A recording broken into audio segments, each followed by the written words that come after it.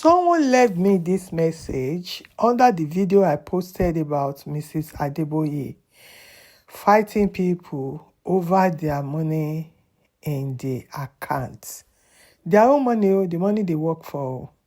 So this person, a lot of people were actually baffled that. So she talks. They are so excited to hear from Mrs. Adeboye. She talks so. But people that knows that better than we do left this message. Folu is actually the power behind the throne. Coming out in such threatening tones at this time makes me feel there's something she's afraid is about to come out. So, as I was doing my digging deep, because when I read comment, when I saw comments like this, I don't actually jump on it. But I know that people on our platform are very, very knowledgeable, educated when it comes to all these GOs and all that.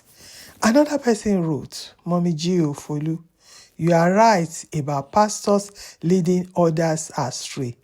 You were right about this world being a temporary place, which is why it is disheartening to hear your husband deceive people for cash. It is insane to me that your miracle worker husband couldn't resurrect your children. He brags a lot about his spiritual authority and escapades with celestial beings. This is man that holds meetings in the moon.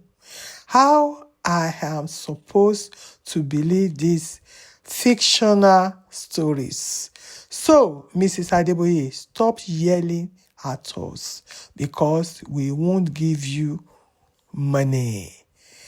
I now see Mrs. Adeboye actually behind the wheel, driving Mr. Adeboye. They were both very young, but she was much, much younger than Mr. Adeboye. Welcome back to the moment of truth and enlightening class. This is not where I'm going today. Let's now watch today's episode. Stay tuned to the end, my people. As a young chap growing up, the one thing that I knew in myself that I would not do is the one thing I'm doing now. The one thing I was very sure that I would not do is the one thing I am doing now. And the reason was very simple. By personality, I am a very reserved person. I like my space.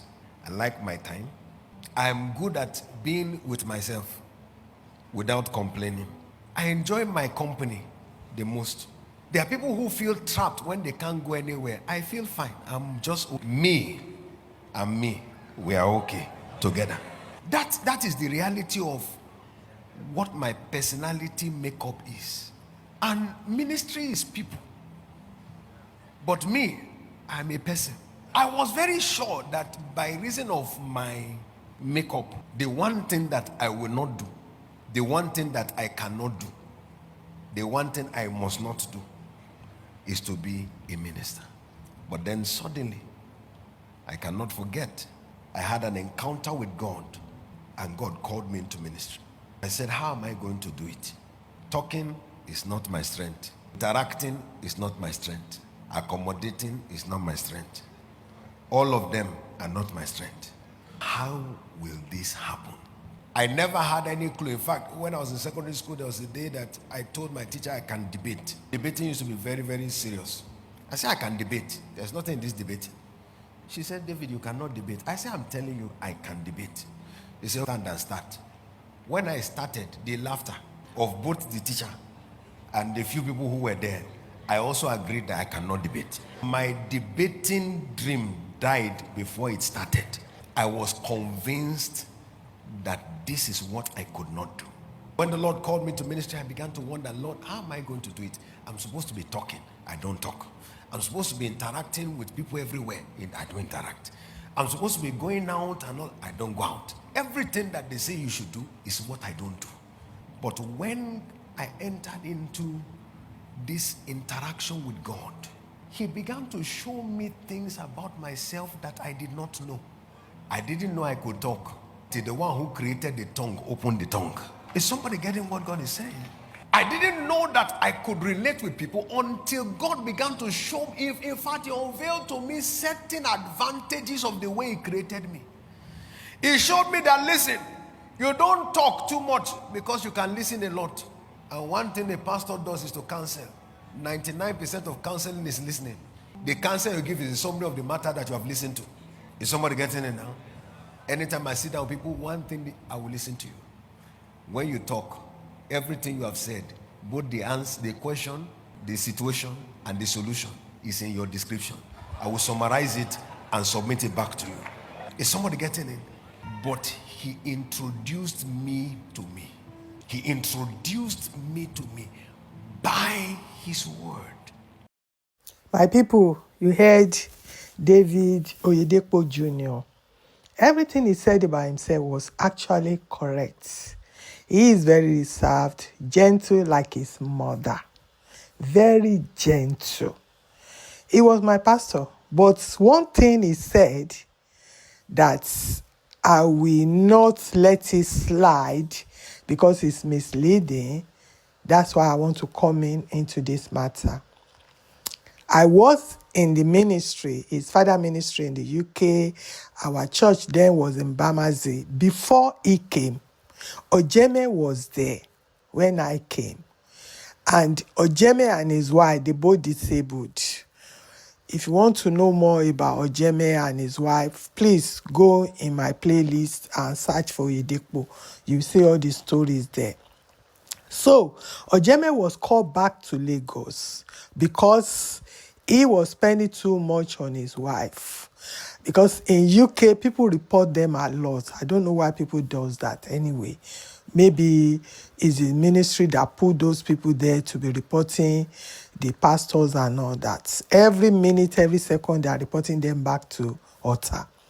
So he was spending too much on his wife, wardrobe and everything. So they have to call Ojeme back to the headquarters. Now they brought Adebo Tomemewo.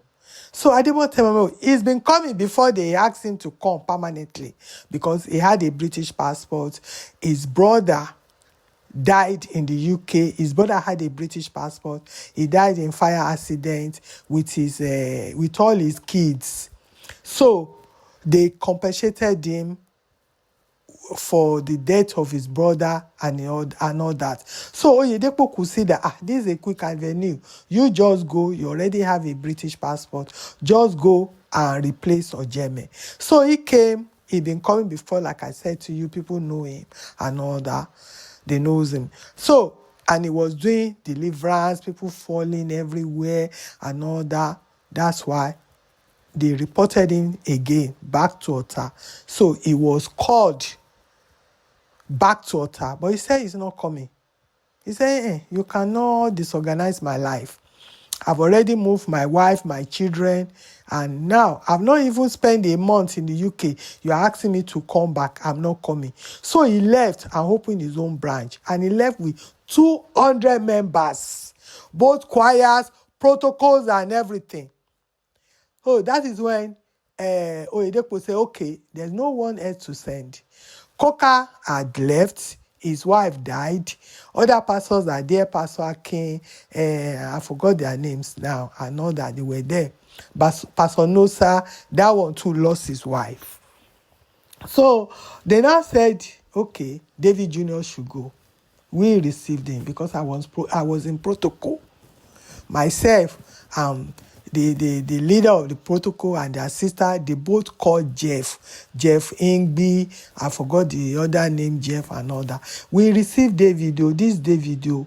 So, not God called you. David, stop lying. Your father called you. And when he came, he didn't even know what to do. His mother came with him. And The woman could not left him alone. She kept coming every week to the UK.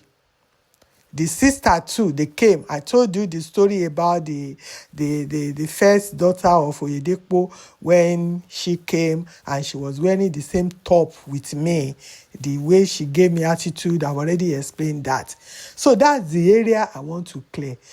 David, your father called you. No, God called you. And I like the way he explained the counseling. That's exactly what is happening. So all of you that make yourself a prey to all these people, it is what you tell them. From what you tell them, now all the fake prophet, they started giving you fake prophecy. They will now make you their pot of soup. They will now start making you. See how you expose them there. I love that. But he has his own problem. Oh, that's the area I want to clarify you. My people, I hope you learned something today, my people. I don't like knocking David Oyedepo too much because he's just a gentle soul. But unfortunately, he was born into a wrong home. That's all I can say. He's also a victim. That's why I don't like knocking him.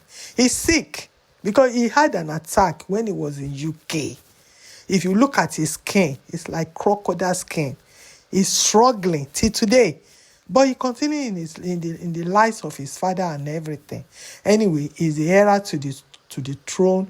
Good luck to you, David Jr. Bye for now, my people. I hope you learned something today.